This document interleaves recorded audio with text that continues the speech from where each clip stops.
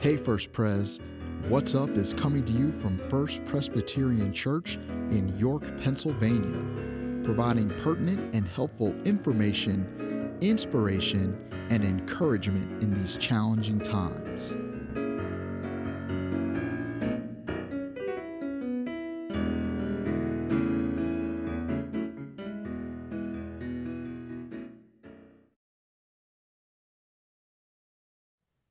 Hi, folks, and welcome to this next episode of Hey First Pres, What's Up? I'm Guy Dunham, your host for today's program. If you viewed our last two episodes, you will have noted that each time we're in a different location. And guess what? Here we are at a third location for this third episode. So we just keep moving around. And part of the reason that we're not in the Billmeyer house is that Caring Ministries ministry outreach is expanding, and they need more space. And so where we were located is soon to be claimed for another outreach ministry of Caring Ministry, which we're excited about, that under the leadership of Marcia Mayfield, things are growing there. So we've come back over to the Kerr building. We are in another room, but we're putting our stake down, right, KG? Absolutely. And saying that this is going to be the official studio, if you will, for our podcasts and any other kind of videotaping that we will be doing in the future for First Presbyterian Church. So anyway, welcome to the second floor of the Kerr building here and our third episode. And it is my pleasure and honor to actually reintroduce Kyle Gorin, who is the Director of Communications and Media. Am I correct? That's the title? Yep, that's the full title. Yeah. Here at First Presbyterian Church. And he was actually, we had only shut down maybe a month when you came on board, I think. When I looked at the interview I did with you, and you referenced that it was near the end of May by that time. So that's about where we were. So it's almost a year later that we're doing this. And at that time, you were part-time, and you weren't getting to meet many people. No, I wasn't. Because nobody was allowed in the building except a very few of us. And so it's different again. And a lot has changed, so I want to make sure that we take a little time this morning to talk about what has changed since you came here in May of 2020 and what's been going on in your life and what's going on. I know what's going on, but our viewers don't. Tell us. Well, first off, thanks for having me on. Oh. Normally, I'm behind the camera, so this will be different, being in front of the camera and getting to talk, to you with a mic in my face. But as you said, I started out part-time here. I had a part-time job at a trucking company. I ran a forklift for a few hours a day, and then I'd go home and work on church stuff remotely. And then, so that's how I started. That's how I started, was part-time, because the church wasn't ready to offer me full-time, which I understood. I accepted. I was just grateful for the opportunity to work kind of in a ministry setting and in a, in that kind of using my degree, because I wasn't at the trucking company. But I was grateful to have that other part-time job, but it was starting to, take a toll. I was working 6 days a week and Sunday through Friday. And it was a very, back and forth schedule. So eventually I ended up being able to have some office hours here. At first it was all the work I was doing for First Pres was remote, except for Sunday mornings. Sunday mornings I would come in and obviously film or live stream the services. Right. But eventually then, I was able to get some office hours on Wednesday and Thursday. But then that means, Monday, Tuesday, I work at the other job and then do some work from home remotely. Then Wednesday, Thursday, I'm in here. And then Friday, I go back to my other job. So it was just kind of a a crazy schedule, Yeah. and you know, but it was, again, like I said, I was just grateful for the opportunity. And then at the towards the end of 2020, it became kind of more apparent that this was headed towards full time, and I kind of did my part. Obviously, I wasn't going to demand it or anything like that, but I definitely, you know, was like, I feel like this could go full time. I really enjoyed working here up until that point, and I still do. But you know, that's good. Well, right, yeah. But at the time, I was like, I really enjoy working here. You know, I have, you know, kind of a vision for where we can, you know, what we can do. And so, yeah. But at the beginning of the year, January, I went full time as the director of communications and media here at First Pres, and so that's been 3 full months now, and going into the 4th month, and I mean it's been great. It's my first full-time job that I've had, and I feel incredibly blessed because I think there are a lot of people that their first full-time job wasn't this, you know, and when I say that, I mean, you know, working for a church and working, you know, in an, you know, an important position, and I do feel very blessed for the opportunity that I've been given here. What's so neat, KG, is, and by the way, folks, I call him KG because it's Kyle Gorin, and then we have Kyle Gott, our co-pastor, and at least for me, other people seem to be okay. I do KG a lot because then I don't have to say which Kyle I'm talking Right, you're not alone. I get that. Yeah, everybody. Some people do it, some don't. Sometimes I find myself calling you Kyle, right, when it doesn't really matter. But anyway, if you hear me say KG, that's the reason why. But it's so neat the way God works, because First Presbyterian really has been on a fast track of expanding our media ministry and what we're doing. And at the same time, you really wanted a full-time position doing this in a church. And God coordinated it, and that's awesome. And the other part of it is, I was just saying to Susan last night, our media, communications, et cetera, and having a position like this is not a luxury. If it was before, it's not now. Yeah. It's a necessity. Oh, it's who we are and what we're learning. And so it's just important for our folks at First Presbyterian who may be a little bit wondering, is this necessary? Absolutely necessary, is it not, KG? I mean, in my opinion, yeah. Well, you wanted a full-time job. But yeah, I think any church in today's society, we're just a very media-driven society. We're a very, I'm not sure the word I'm really looking for here, but, you know, people are in front of a screen, whether it be their phone, whether it be computer, TV, tablet. I mean, there's so many different options. And so I just think not only the live streaming, but something like this, the podcasts and doing videos, I think it's just incredibly important for a church to be capable at the very basic level, you know, whether or not it's, you know, top of the line or not, I think you need to be capable to do it, and it needs to be there. And I do agree that it's a necessity. You know, and it has to be done well.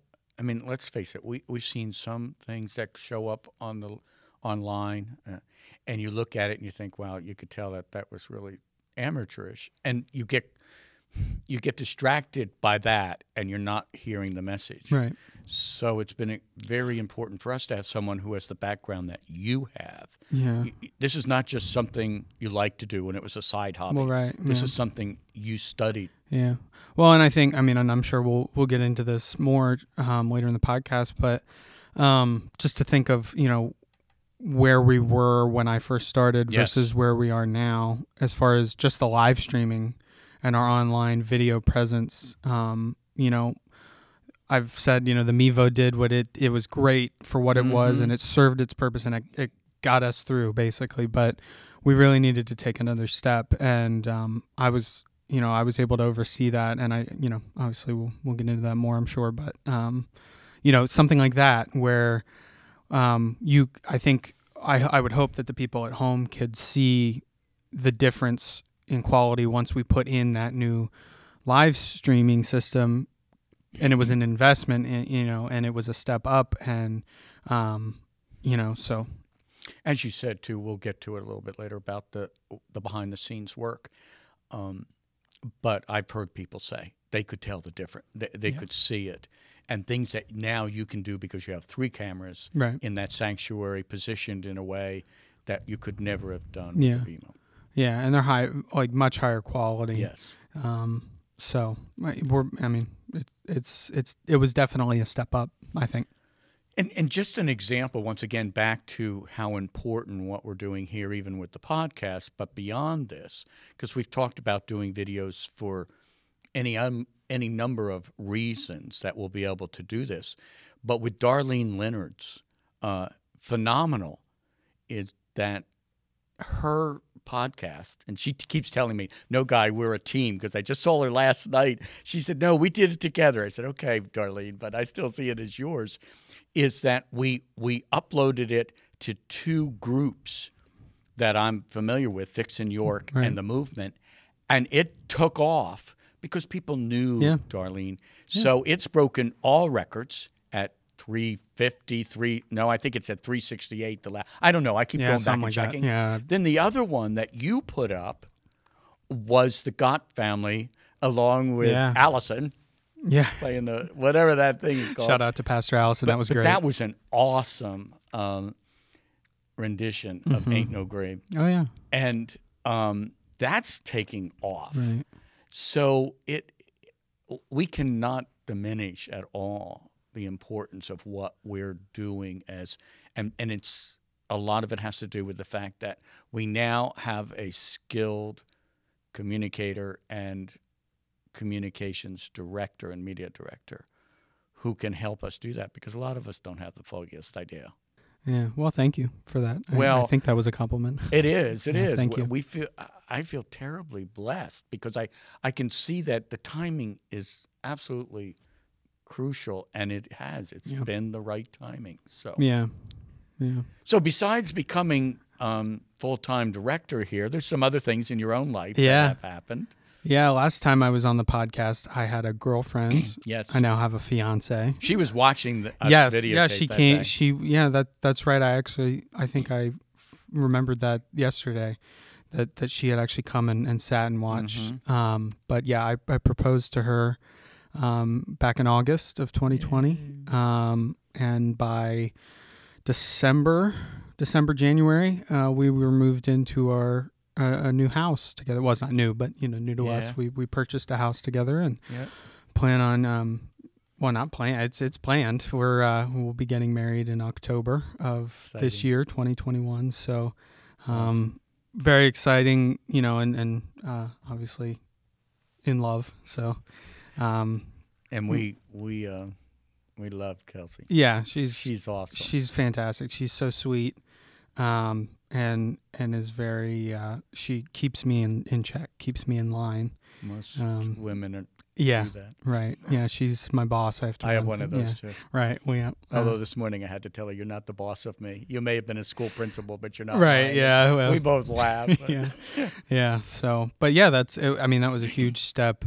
And when I proposed, I was working 2 part-time jobs. Yes. But that was an act of faith. Well, and I think at that point I did feel confident that this was working towards a full-time job. Yeah. I think maybe at the very basic level it was I had a good sense that God would take care of it at the very, if it wasn't meant to be here, which I thought it was, but if it wasn't meant to be here, God would take care of me and take care of us. But it's been a big step. There was conversation going on, behind the scenes. There was those of us right. who were saying, "Oh man, we need a full time." Well, and that's the thing. I was getting hints, but I was never I was never going to be like. I didn't want to get ahead of myself and get my hopes up and get I was trying to remain calm and realistic but Presbyterians don't do anything fast, so it had to go through the process. So, but it should have. Right. But yeah, that was a huge step, getting engaged, and and getting a house in the Yeah. middle of a pandemic, which was crazy. But that was another. We looked at a few houses and then found this house, and we're the first people to put an offer in and got it. And it's weird to think, I know everyone probably, if you like your house, you think it's the best. You're right. But I personally think it's just perfect for her and I. Oh, It's it just is. the two of us. We don't have any kids, have any pets. It's just the two of us, and it's small, but it's perfect. It's almost like a little Did we apartment. tell but you we did being a homeowner. drive-by one day? I don't know if you did or not. No, we yeah. did. We were on Rafton Road. and we Okay, said, yeah, Okay, let's go down the Right. street. yeah, Don't know if you want me to tell them what street you're on, although they No, can it's- find out. But yeah. anyway, we went by and then we figured out which Yeah. house it was. It's really nice. yeah, and it's That's a big deal. Yeah, Your no, first and it was a house. big step for us, and it's really nice because I'm only 8 to 10 minutes away from the church. Yeah. And so it's and she's only at most 15 minutes, if that, to her job. So we're really settling in well, I think, and we really enjoy being homeowners. And sometimes it's not the most glamorous, it sometimes stinks, for lack of a better term. Yeah, I know. But it's an adventure, and it's part of being an adult, and Yeah. I kind of like that. She's employed at the Children's Home of York. Yes, yeah, she is a foster care permanency worker. I'm very sorry, Kels, if I got That's that okay. wrong. But she works with foster families and for the Children's Home of York. And so she deals, with the foster parents more than maybe the birth parents. But she's fantastic. She drives all over York County and sometimes to Lancaster and other surrounding counties. And so she's traveling actually quite a bit during the day, but she's a real heart for helping kids and helping families, and I have a feeling we'll be either fostering or adopting down the road someday, just because she has a heart for that, and something that I have an interest in too. So, but yeah, she's fantastic. I don't know how she does some of the stuff she does. Well, someday we will get her on a podcast. Yeah, oh, yeah. People may or may not realize that First Presbyterian have very close connections with the Children's Home of Right. York in its founding, because one Yeah. of the elders, members here, and his wife founded it, Samuel Small and Isabel Cassett Small. But also, there are some members here who actually, they were orphans and were in the home and Yeah. became connected Okay. with First because it was so close to where it was originally located there on Okay. Philadelphia and Pine. And then the chair of Nina, Cecilia, is Kelsey's boss. Am I correct? I'm not sure. I think she is. I'm not 100% Or sure. at least they work together. Okay. They're at the Children's Home Yeah. of York. So, yeah, we have interesting connections. Yeah. We'll have to with get her it. on her. And so we will have to make sure that she's on the. Yeah. Yeah. Give her a warning. Right. Yeah. She'll be great. Yeah, she will be. She is awesome. She is awesome. Yeah. So, okay, so let's get back to your job here. Yeah. You've been here a year or almost a year now. Going through yeah. a lot of transition. So, what do you love about what's been going on in this year? Well, that's it's a funny question because, I came on in May. I started here in May part-time, and it was the pandemic had, kind of hit us a couple months before. So I've really only ever known working here during the pandemic. I've never known, I haven't worked here when there hasn't been a pandemic going All on. these and, masked people. Right. And so it's been different. It's not, I think, I always kind of thought maybe I'd at least at some point in my life work in a ministry setting. And I don't think this is what I thought it would look like at first. No, but I sure. think, and that goes back, I think it's kind of, it's put maybe a little pressure on me a little bit just because of the pandemic and because we aren't in person. What I've had to do with my job with the live streaming and the cameras and stuff like that it's kind of put more of an emphasis on that and made, it's made it more important, because if we don't have, our live stream going, no one sees church because we have very limited right now. It's only 25 people max in the first service. So that's, you're talking about, that's a huge majority of people watching or listening online. And so, I think I've loved that. I'm kind of rambling here, but I loved that I've been able to kind of do everything. Yeah. Does that make sense? Yeah. I've been able to show what I can do with the live streaming and with these cameras and filming videos and doing, I've loved that. My job, it sounds selfish. It sounds like self-centered, but I do love that the importance of my job. And that I guess that, I like that my job is important, that I feel, like I'm doing something for the good of, the people here, for the good of a church, for the good of the, God's kingdom. And so it feels nice to be in an important kind of position. And so, I've loved that, but I think there too on the basic, I mentioned this, a few minutes ago, that I always felt that I would be in a ministry.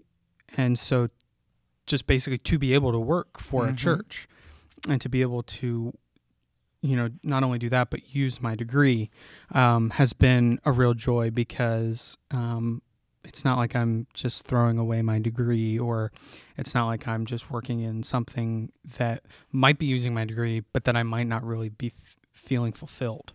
And there are a lot of recent graduates, as you know, who don't get anything in the field for which they studied. This is one of the difficulties we've had in our economy, and certainly with the pandemic. But even before that, there are a lot of recent college graduates who are doing jobs that had nothing to do with what they studied.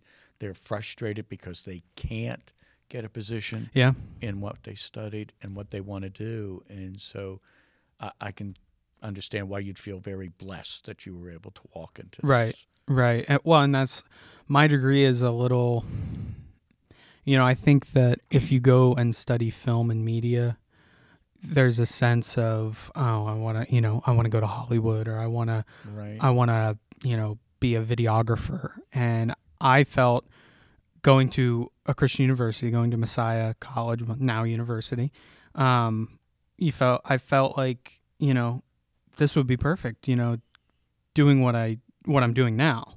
When I was in college, I felt, that would be a great way to use my degree, was running media and communications for a church. But I also thought, I don't know how much of an opportunity, how many opportunities there would be out there for that. I just didn't know. And and that may have been on me. I could have looked a little harder and got one right out of college. Right. But there again, as you said, maybe that's just, God's timing and waiting to know that there was a need here for a full-time position, doing just that, running the media for a larger church. So, well, we're glad you waited. Yeah. I am too. Selfishly. And I, right now where I'm at in my life, it's just, it has all come together really well, and it's taken some time. It's taught me some patience and some, just, I'm very glad. I'm glad that I had to go through that 2 part-time jobs. Right. I am actually very glad. It sounds crazy to say, but I'm glad that I had, that weird schedule and that I had to kind of have some patience for this to come full time. I'm glad that it wasn't just handed to me. Yeah. You know what I mean? We talked about this last year when you first interviewed, but let's look at it again. What attracted you to First Presbyterian? Well, that's funny because I originally, and since my fiance is originally from York, and there were, there's more job opportunities down here than where I'm from, and I was, just looking around, and when I initially found First Presbyterian, the job that was being advertised was the director of youth and college ministries. Right. And so I had to go up against Delas, which, come on, she's fantastic. I had no chance in that. And it wasn't God's plan, was it? Right. And so that's how I initially became connected with First Pres, was interviewing for the youth and college ministries position. And because I had just finished up working my 5th and final summer at church camp. Okay. And felt, I enjoy ministry. I feel like I could, really get into some sort of ministry, and youth ministry was one of them. Right. And I know that's not using my degree, but I felt like I had some experience, and I could, really, I felt like I would really enjoy that. Right. And it wasn't meant to be. Mm-hmm. And God said, well, it's not in my plans, and it's not in your plans. And so unfortunately I did not get the job, obviously, for director of college and youth ministries here at FPC, but I stayed as a contact of Pastor Kyle and Pastor Allison, right, and the church. And so they knew who I was, and they knew what I could do. They knew my ability, and they knew that I had a degree. Right. And so when the job came open at the beginning of the pandemic to be part-time, I was, they reached back out to me. And at that time, I think the biggest thing at first was I had remembered how great Pastor Kyle and Pastor Allison were, how nice they were, and how they treated me like an adult, and they treated me like, I was young. I was 23, 24 when they first met me just out of college, and they, treated me like I was a grown-up. I wasn't a grown-up yet. I still had some grown-up. I still do, but I'm not always a grown-up. Yeah. I think it was, when I would talk to people too at the beginning stages, Kyle and Allison especially were like just gushing over the not only just the church itself, which I had seen a little bit of, but the people in the church and the staff. And I felt, just this growing sense of, I know it's only part-time, and I know I'd have to juggle it with this other job. Yeah. I kept feeling pulled, and it was a little bit of, I had to kind of, I don't want to say negotiate, but we had to work some things out for me to start. But I just felt a strong pull towards this church. And there too, they wanted me. Pastor Kyle and Pastor Allison, felt, they were like, no, we'd love to bring you in. We want to make this work. Wow. And now I can't, thinking back, it feels like just yesterday, but it's been a long journey already, so to get to where I'm at. But I just think, I don't know if there was anything necessarily that stands out as the number one thing that attracted me to FBC. It was a bunch of different aspects and a bunch of different, things. So it's kind of like when you buy a house, you just know it's the right one. Yeah. No, that's true. It's kind of like, this is right. Right. When we walked into our house, Kelsey and I knew this is it. We really would love this house, and it worked out. And it was like, it was funny because you're a little bit burned when you don't get a job. And so you're a little, I've been there, done not that I was, furious and didn't understand why they, went with someone else. It was just, I don't know. But over time, I was like, it's fine. Yeah. And then when they reached back out for a different job and for something that I could really, sink my teeth into, and it was a challenge too, because, Kyle made it clear to me, and I saw it right away when I came in, that they didn't have the proper live streaming equipment. No, they were scrambling to get things ready when the pandemic hit. They didn't have the proper cameras and the proper microphones to do this, to do media, to do proper media. So that felt like a challenge. That felt like something like, hey, I can help. And then God provided, to be quite frank, it was a single donor Yeah. who believed in the ministry Yeah. and what First Presbyterian Church is doing that gave them money to provide the camera system Yep. and everything there in the sanctuary. Yeah. Yeah. I mean, obviously that donor's anonymous, but Sure. I just remember almost in tears hearing that, because I had never, and I'm getting emotional now, like Mhm. to do that is just incredible. To just offer that, to pay, to cover that. Because I was a bit nervous. I'm not going to lie. Sure. It was still a good amount of money. I was trying to put it into context that other churches have spent a lot of money. Yeah. And I was trying to think of, man, what if, what are my other options if this doesn't go through? And it was covered. And yeah, so it's my time here so far has been a real blessing in a lot of different ways. Yeah. Well, and you've gone with it, and we ought to really make sure people understand too. You recreated the website for the church. Yeah. That's so a new that, design. and then Yeah. you're still. I think there's some little things that have to be worked out with caring ministry, but that also needed to be revamped, and you've been working on Yes. that. Yep. Well, and that's, those are newer designs, and they're going to continue to evolve. And like you Yes. said, it's not like it was a perfect, the caring ministry was a little bit more, I don't want to say rushed, but we had to get something up. Yeah, we and, really did. But yeah, those two things are new. Those two websites are new and I think improved personally. I Yes. think they're very much a lot easier to navigate, but user friendly. but that was other than the live streaming, that the new fpcyork.org, that our website was probably my second biggest project. Really? Yeah, since starting, because the sense when I first came on part-time, the sense was we need a new website. It's time. And I felt that too. And that took a couple of months, did it not? Oh yeah, and it's, I mean, that where it is now, obviously, like I said, it's going to continue to evolve, and it's not in its final form. And websites, I think they always they're constantly changing, but it looks different than what it did when I first. I mean, it took months to kind of really figure out where we're going, and I just think it's much more. It's easier to navigate now, and it's.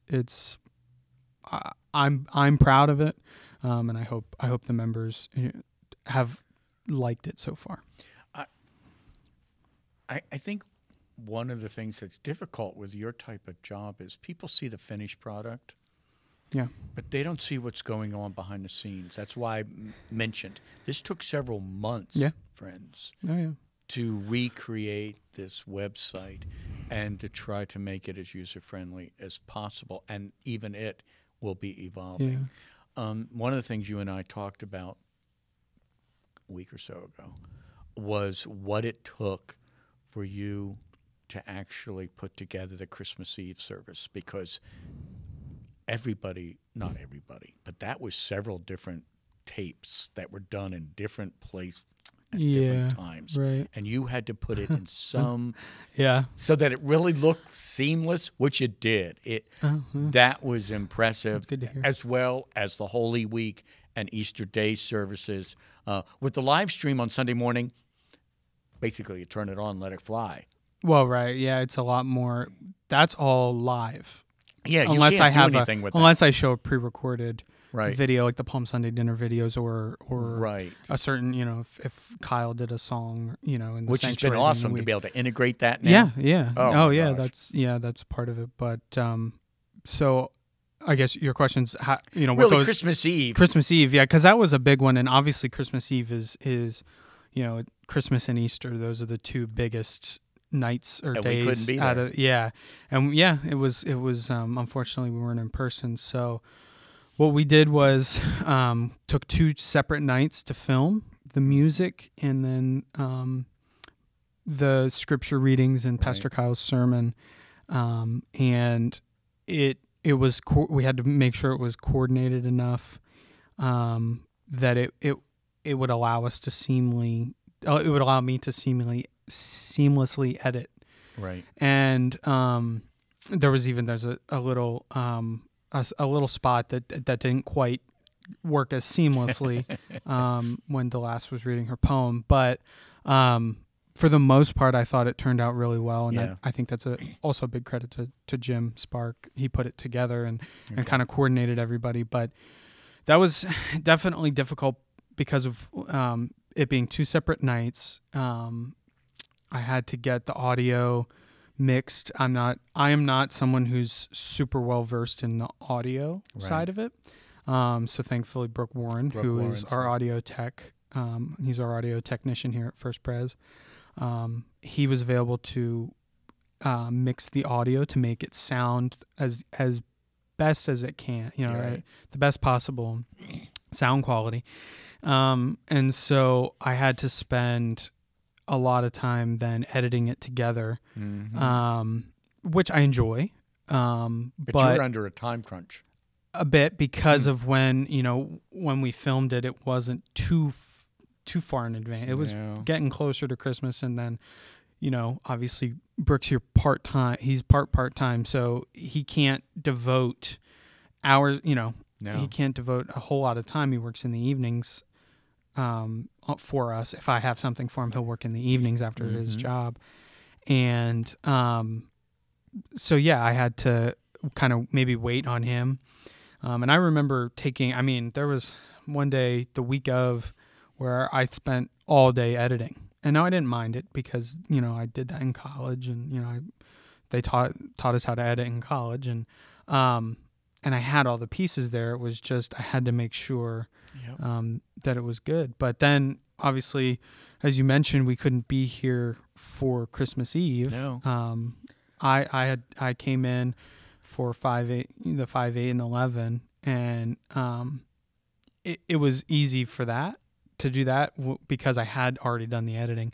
But I still had to be here to live stream the same service, but those three time slots. But nobody would stop to think about the fact that the reason why they're watching it, even at 11 o'clock, let's say, it's because you were sitting there running it. Well, yes, no, that's true. I still had to be here, and I probably could have done it from home, but I wanted to be here. I just felt it was better. Yeah. And it put my mind a little bit more at ease. I know you were really nervous. Yeah. We talked at the staff party 2 nights before, I guess it was Christmas Eve or whenever it was, and I think that was the day that I was editing all day. I left that party early because I was like, I can't. Yeah, my mind's going to be too. I won't be in it, So I came and ate and then left early. Susan and I almost left the house and came to be with you at one of the services. We felt so badly. Poor KG sitting there all by himself on Christmas Eve running this. Well, thankfully I had Kelsey come in and spend some time with me. Yeah, she did. You did tell us that. So it wasn't all that bad, and she was probably better company. And obviously, honestly, this is my job. Yeah, this is what the church is paying me to do, and I do it for the church, and I don't mind it at all. It was not. It was.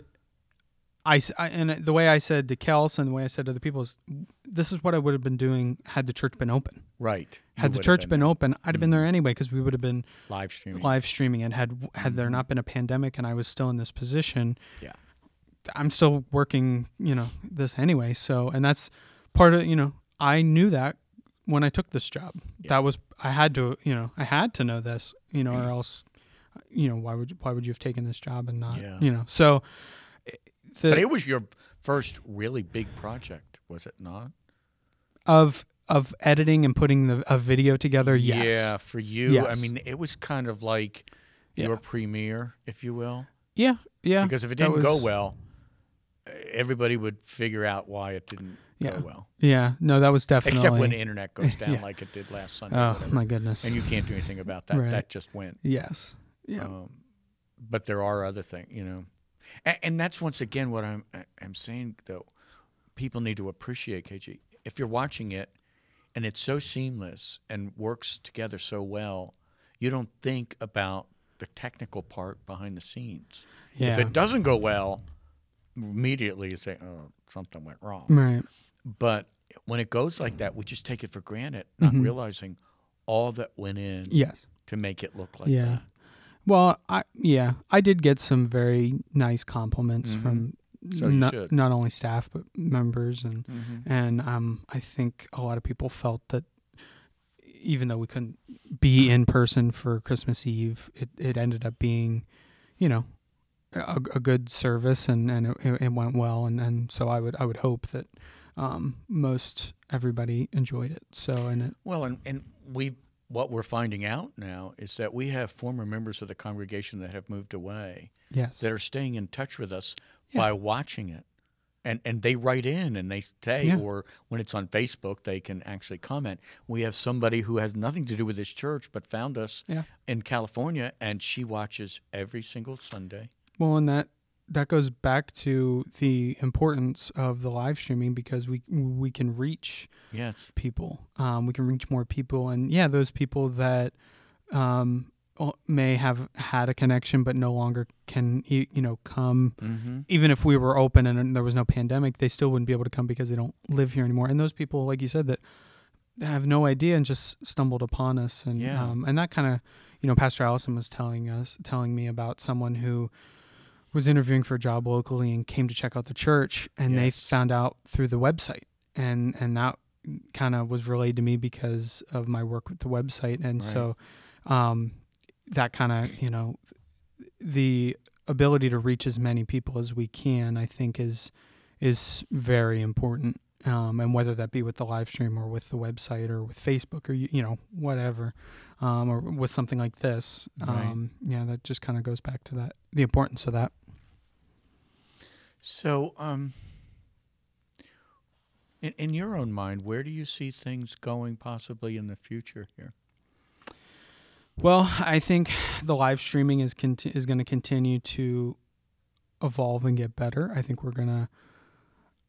I'm hoping to build. I do already have a couple volunteers, and I'm working to. And that's important for people to understand, because on Sunday morning, when you used to have John at the board, that was the actual sanctuary sound board, is not the same as what you're doing with the live stream and audio, and you with the video. So the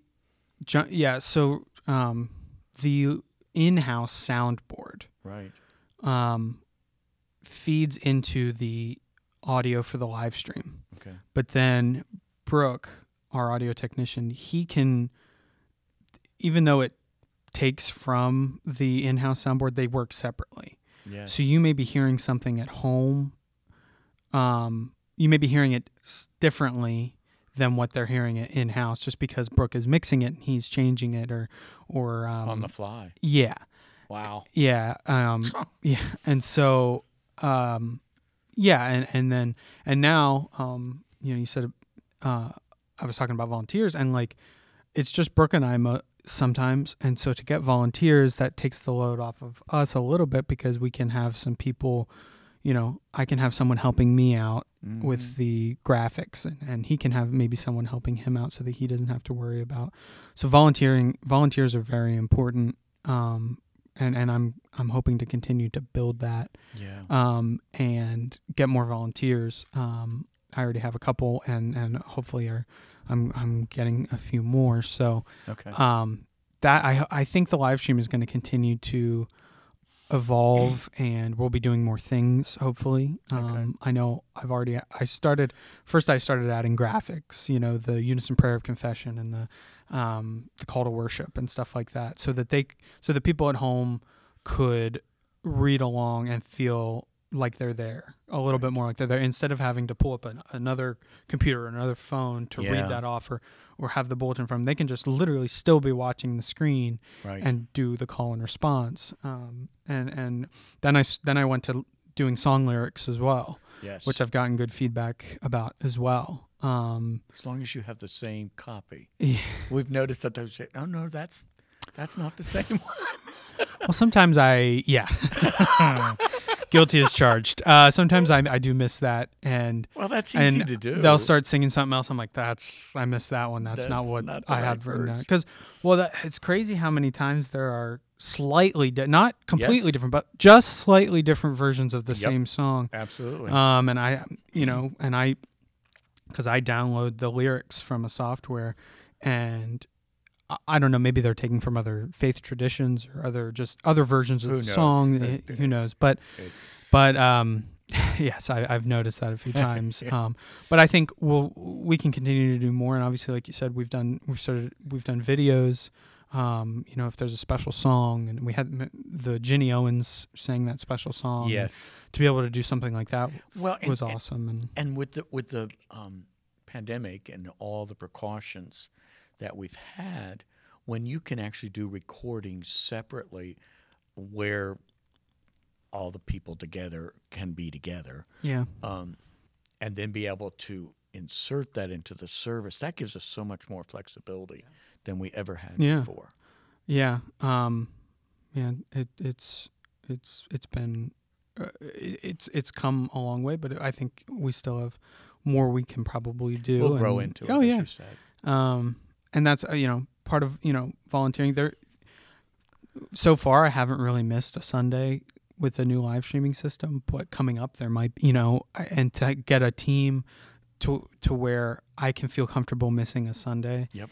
And you could but be I have ill, right, and you just can't come in. Right. Who's the backup person? Yeah. So that'll be kind of the next step with the live streaming. Obviously, I think this podcast has changed. Excuse me. Yes. Since being the sanctuary. Since when I last. Since I last did it, and you've gotten some great guests with this new equipment, and this was part of a totally different donation.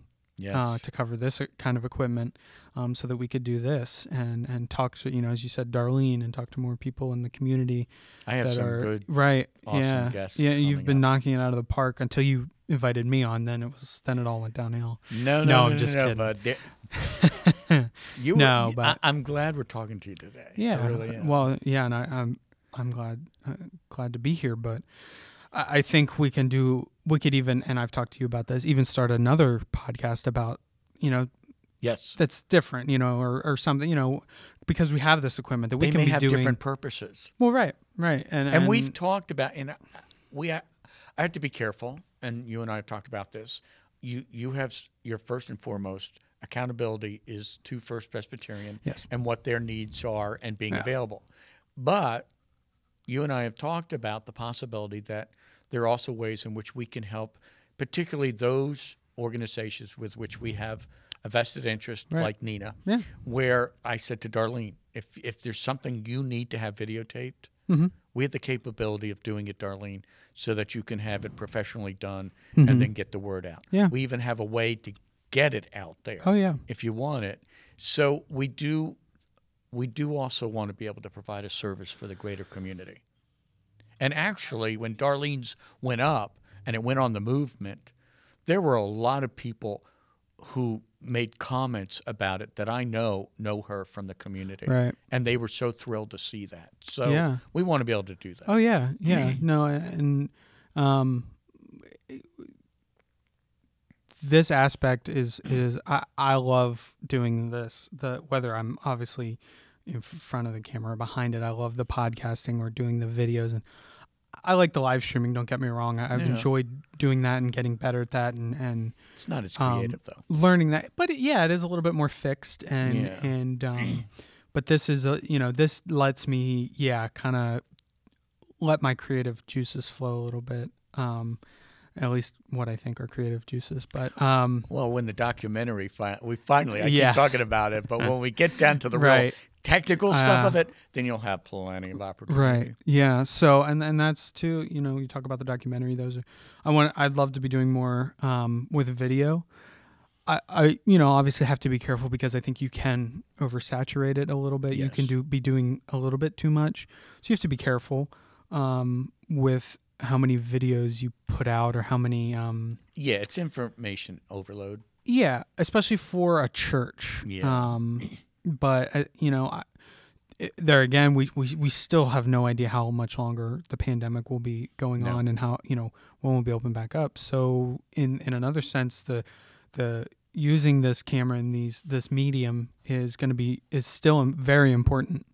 and kind of now more than ever. And I know when you did the video of people preparing for the Palm Sunday Yes. dinner, and you just showed the work, Right. and someone made the comment to Susan as one of the planners Right. of it, said, until I saw that video Sunday morning, I never realized how much work went into the dinner before it even happened. Yeah.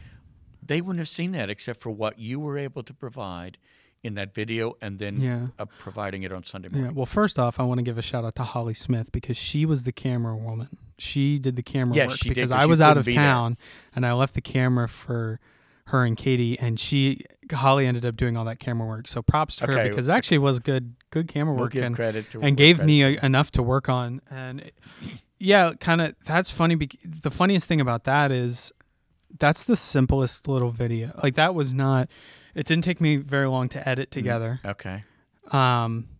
It was pretty straightforward. I just threw a song on it and put it out there. It wasn't like it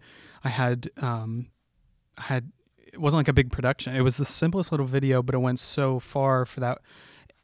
And it's that one person saying something, but that there are other people that felt that same way. That was like, wow, that's awesome to see. Not just the glamorous stuff.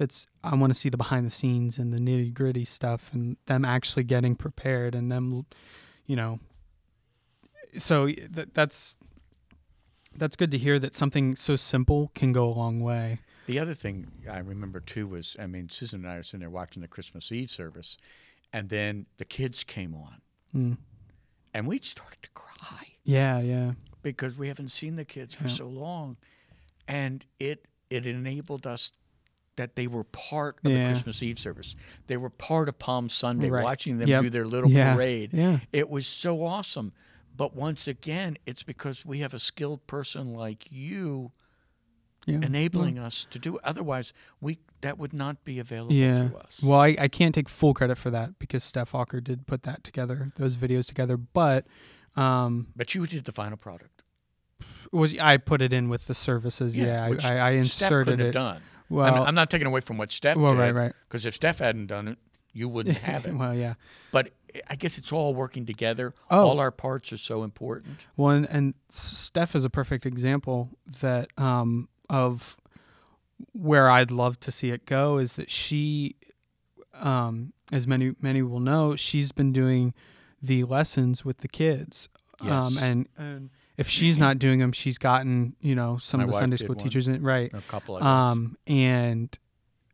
but if she's not in front of the camera, she's the one behind the camera doing it, which frees me up to do other stuff. Right. But I've been able, and she's been very willing. She was very willing to learn how to use the camera and then upload it to YouTube, and that's kind of like been a start to.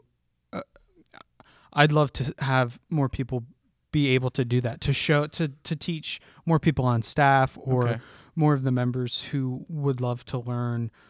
And I don't mean just the live streaming equipment, but like these cameras and the cameras that I have, and so that they can feel comfortable saying, "Hey, Kyle, can I grab this camera to use it for this?" And I just give them the camera, but then I can be working on other things. And so that's going back to what you said about where do I see it going. That's another step where I'd love to have more, and when I say volunteers, not just for the live streaming, but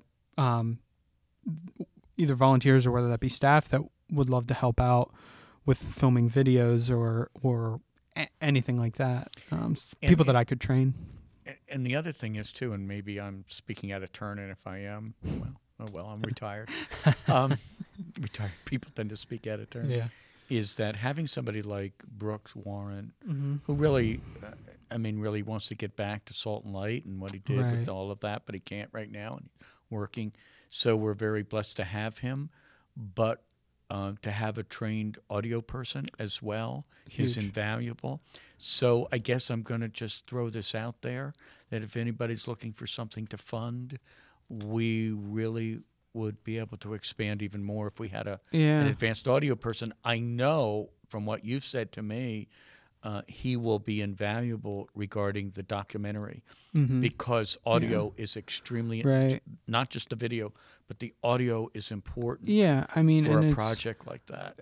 something I learned in college is, especially when you're doing interviews or documentaries, it can look as beautiful as possible, but if the sound quality is poor, Mm-hmm. that's going to take people out. You know, people are going Yeah. to be like, I can't even,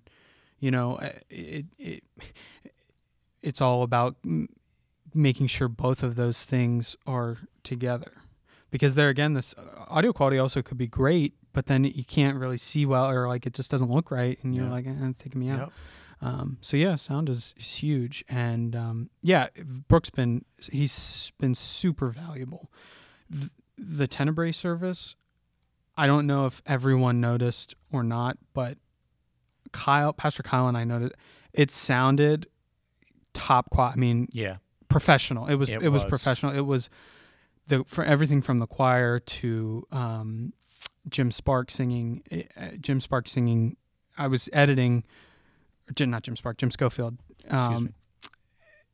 editing the Tenebrae service, and Jim Schofield singing "Were You There?" I was in tears editing it. I mean, I had sat through it, but then Brooke's mix of that was it. Just I was in tears. So he's been super valuable.